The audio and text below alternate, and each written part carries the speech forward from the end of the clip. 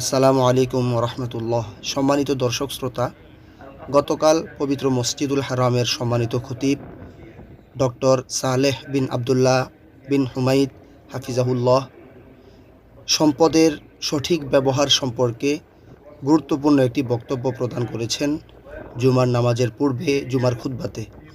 আজকের এই আয়োজনে আপনাদের সামনে সেই খুতবার কিছুটা ভাবানুবাদ তুলে ধরার চেষ্টা করব ইনশাআল্লাহ। আশা করি পুরো ভিডিওতে আমাদের সাথে থাকবেন। হে লোক সকল, আমি আপনাদেরকে ও আমাকে খোদাভীতির উপদেশ দিচ্ছি। আল্লাহ আপনাদের উপর রহম করুন। খোদাভীতি অবলম্বন করুন। সর্বপ্রকারের ভালো ও কল্যাণ খোদাভীতি ও নেক আমলে রয়েছে।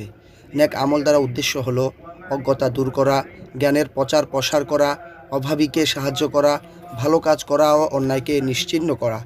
দুনিয়া আপনার জন্য বানানো হয়েছে এবং আপনাদেরকে আখেরাতের জন্য বানানো হয়েছে, এবং কিয়ামতের দিন আপনাকে পরিপূর্ণ প্রতিদান দেয়া হবে। আর যাকে আগুন থেকে মুক্তি দিয়ে জান্নাতে প্রবেশ করানো হবে, নিশ্চয় সে সফলতা লাভ করল। দুনিয়া ও দুনিয়ার বস্তু ধোঁকার সামগ্রী মাত্র। হে মুসলিমগণ, পবিত্র কোরআনের ঘটনাবলিতে পরিতুষ্টি ও সান্ত্বনা রয়েছে। পাশাপাশি কোরআন তার উপদেশ দ্বারা অন্তরের দরজাসমূহে কড়া নাড়ে, আর বিষয়বস্তু দ্বারা অন্তরকে পবিত্র করে এবং তার প্রত্যাশা দ্বারা ঈমানকে দৃঢ় করে। এই ঘটনাবলীর বিষয়গুলো বড় লোকদের হক ও বাতিলের মাঝে দ্বন্দ্ব প্রকাশ করে। এটা এক আশ্চর্যজনক ও বিস্ময়কর ঘটনা ও এমন দৃষ্টান্ত যা প্রত্যেক যুগের মানুষের মধ্যে এমনটি হয়ে থাকে। এটা কারুন ও কারুন সাম্রাজ্যের ঘটনা। এটা সম্পদ তার ফিতনার অবস্থা এবং এতে খরচের অবস্থার বহিঃপ্রকাশ রয়েছে। এটা আরও কিছু লোকের সমষ্টি যা এই বড় ঘটনার অন্তর্ভুক্ত। যেমন কারুন আল্লাহর নেয়ামত অস্বীকারী অহংকারী দৃষ্টান্ত। তার মতো লোক সকল যুগে ও সকল অঞ্চলে সেই বিশেষত্ব ও খারাপ গুণাবলী সহ বিদ্যমান। সে ফিতনা প্রসার করে, আলোড়ন সৃষ্টি করে ও কিছু মানুষের বিচ্যুতির কারণ হয়ে থাকে। কারুন ফেরাউন ও হামানের সহচর ছিল, এমন তিন দৃষ্টান্ত যা নাফরমানি, দুর্নীতি ও অত্যাচার ও অহংকারের মতো খারাপ দৃশ্যের বাহক ছিল। প্রিয় ভাইগণ, সম্পদ হচ্ছে আত্মার বাদশা। ইসলামে এই পাঁচটি প্রয়োজনীয় উপকারী বস্তু দিন, নফস, বুদ্ধি, বংশ ও সম্পদের মধ্যে একটি শরীয়তের বড় লক্ষ্য উদ্দেশ্যের অন্তর্ভুক্ত। ইসলামী জীবনের ভিত্তি সম্পদের মাধ্যমেই হয়। এটা জীবনের একটা পরীক্ষা। কাউকে কম দিয়ে আর কাউকে বেশি দিয়ে পরীক্ষা করেন তিনি। এরপর এই কারুনি সাম্রাজ্যের আরেকটি বিষয় হচ্ছে এই সম্পদের লাভ উপকার বিনিয়োগের মধ্যে দুটি দল রয়েছে। একটি দল হচ্ছে দুর্বল চিন্তাধারা, চাকচিক্য ও আভিজাত্যে অভিভূত হয়ে সম্পদ আহরণে হুমড়ি খেয়ে পড়ে। সেটি ইসলামী প্রকৃতি বিরুদ্ধ চিন্তাধারার বিপরীত পথের দিশা দেয়। যারা দুনিয়া প্রত্যাশী তারা বলে, ক্বালাল্লাযীনা ইউরিদুনা দুনিয়া ইয়া লাইতা লানা মিসলা মা উতিয়া কারুনা ইন্নাহু লাযু হায্যিন আযীম। অর্থাৎ যারা পার্থিব জগতের প্রত্যাশা করে তারা বলে, হায়, কারুনের মতো সম্পত্তি যদি আমাদের হতো, সে বড় অংশের অধিকারী। হে আল্লাহর বান্দাগণ, দ্বিতীয় দল হচ্ছে জ্ঞানীগণ, ইমানদার, হেকমত সম্পন্ন ব্যক্তিদের, যারা তাদের ইমানের কারণে সম্মানিত, যারা তাদের খেয়ালকে নিজের নফস থেকে দূরে ঠেলে উত্তম প্রতিদানে বিশ্বাস করেছিল, ইমানের মূল্য উপলব্ধি করেছিল। তাদের মর্যাদা সুউচ্চ, যেটা প্রবৃত্তি, চাহিদা ও আসবাব থেকে অমুখাপেক্ষী হয়ে ধৈর্য ধারণকারীরাই অর্জন করতে পারে। এই উম্মতের মধ্যে এমন উপদেশদাতা ও সত্যের দিশারি আলেম রয়েছেন, এমন আহলে ইলিম বা জ্ঞান সমৃদ্ধ, যাদেরকে এমন তুফান উড়িয়ে নিয়ে যেতে পারে না। তারা নিজের ইমানের কারণে শক্তিশালী এবং একিনের কারণে দৃঢ়। তারা দুনিয়ার বাস্তবতা, সম্পদের দায়িত্ব ও আখেরাতের বিচার ব্যবস্থা সম্পর্কে সম্যক অবগত রয়েছেন। তাদেরকে সম্পদের ঝনঝনানি ও স্বর্ণরৌপ্যের ঝলকানি পদস্খলিত করতে পারে না। তারা আল্লাহর নীতিমালা ও তার ওয়াদা সম্পর্কে জ্ঞান রাখেন।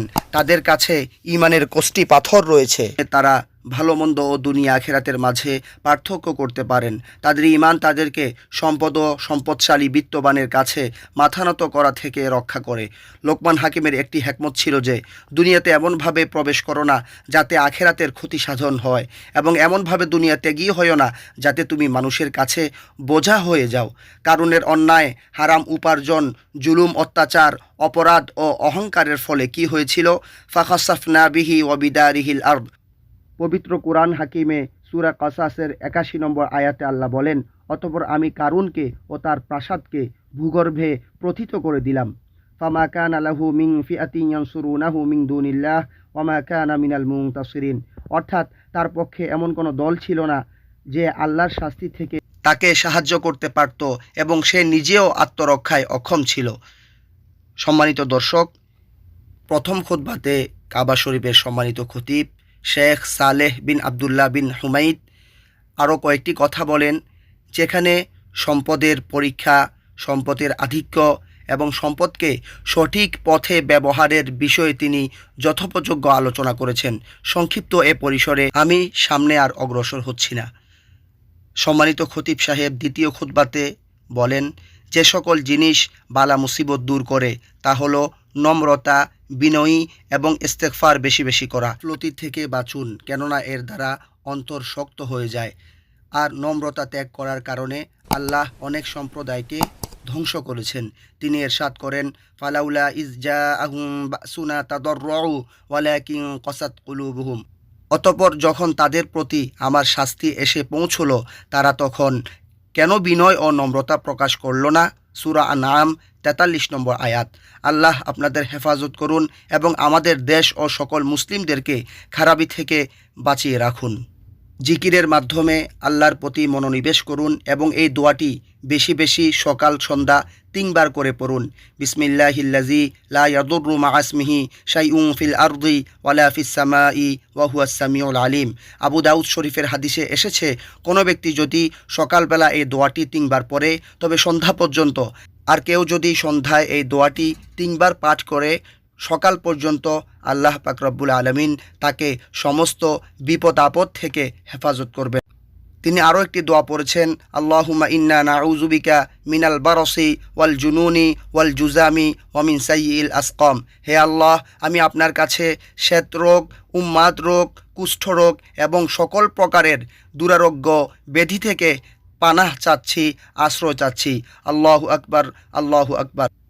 আল্লাহুম্মা ইন্না নাসআলুকা দাওয়ামান আফিয়া মিন জামিইল আমরাদি ওয়াল বালায়া। আল্লাহুম্মা ইন্না নাউযু বিকা মিনাত তাআনি ওয়াত তাউন ওয়াল ওয়াবা। আল্লাহু আকবার, আল্লাহু আকবার।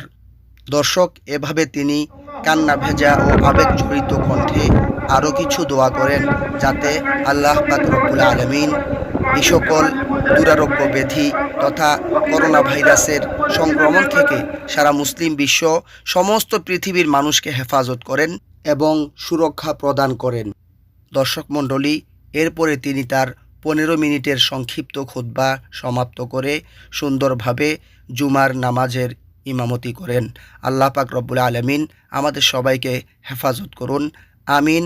দর্শক, এই ভিডিওটি আপনাদের কেমন লাগলো?